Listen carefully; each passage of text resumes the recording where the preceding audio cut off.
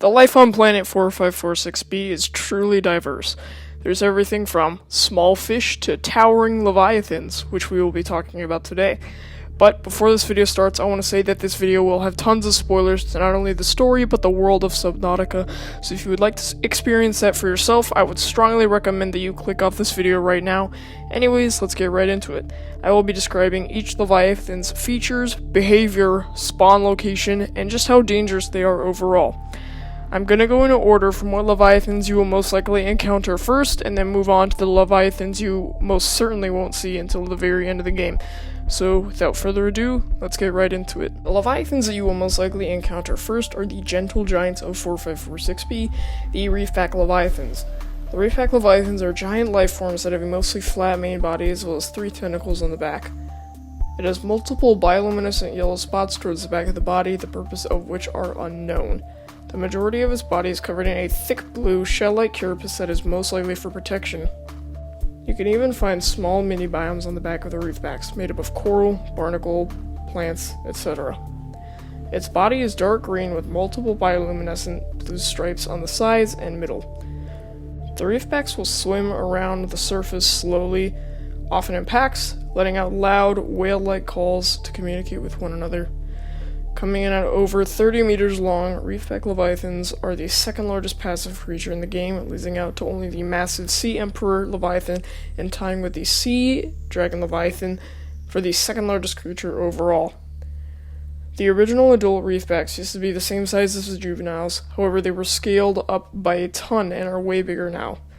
They can be found in the bulb zone, the crag field, the dunes, the grassy plateaus, the mushroom forest, sparse reef, and the underwater islands respectively.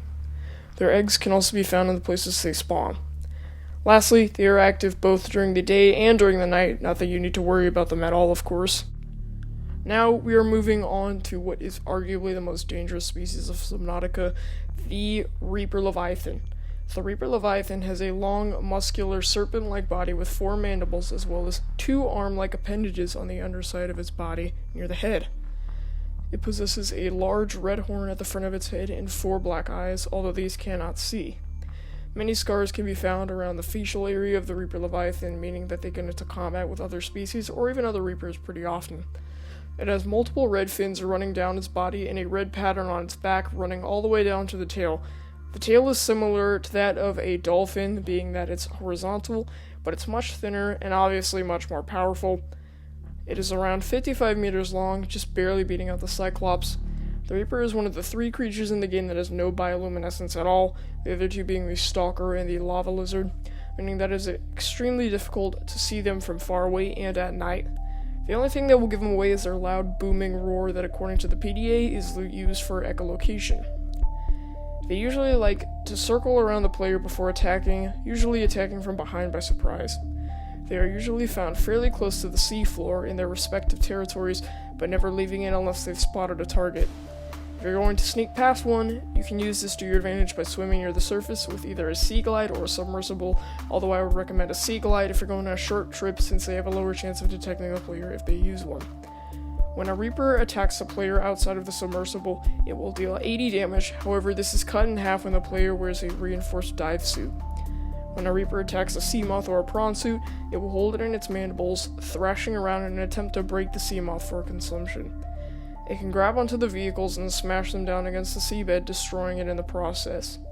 There are a total of 25 Reapers on the map, 10 being in the crash zone, 8 being in the dunes, and the remaining 7 being in the mountains. In conclusion, you should stay away from these giants at all costs. Moving on, going even deeper, we will find the Sea Treader Leviathan, another mostly gentle giant that treads along the seafloor. It has an oval-shaped upper body with 3 legs, the front one serving as a beak as well as a leg. Its body is covered in blue plating with some orange patterns on it as well. It has 4 eyes, 2 larger ones and 2 smaller ones, with multiple spike-like structures right below them. They have a pair of feelers extending out in front of them, running down the underside until they reach their back. These feelers are mainly used to detect other members of their species, seeing as they can often be found moving in herds with 1 adult and multiple smaller ones, similar to how elephants move, keeping the youngest ones in the middle. They can be found roaming around the Grand Reef as well as the appropriately named Sea Treader's Path, If you get too close to them, they will let out a loud echoing call and use their beak to kick at you, dealing 40 damage. Lastly, when they walk around the floor, they will dig up multiple shale outcrops that can be broken before they sink back into the ground. So if you ever need more lithium, diamonds, or gold, well, you know exactly where to go. But that is going to be the end of part 1 of this video. I decided to split it up into 2 different parts just because I know this will take a long time to produce, and with school, I don't really have enough time to edit the entire thing in one day. So until next week, which is when I'm going to try to get part 2 of this video out, goodbye.